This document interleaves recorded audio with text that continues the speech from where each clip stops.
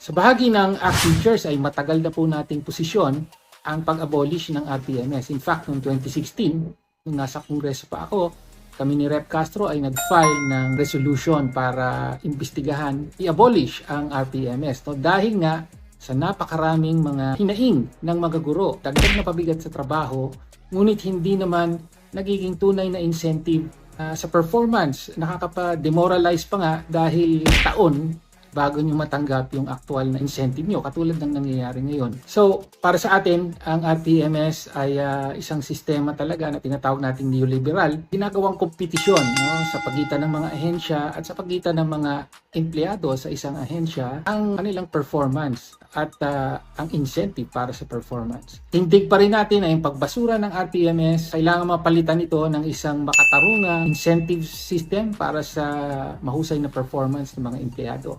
Pero higit sa lahat, tuloy pa rin natin ang pangunahing laban na kagyat na substantial na salary increase para sa government employees ngayon na. 33,000 para sa salary grade 1 dahil ito ang kailangan ng isang pamilya para mabuhay ng disente, at 50,000 entry level para sa public school teacher 1. So itutuloy natin ang laban, patuloy na susubaybayan natin ang usapin na to.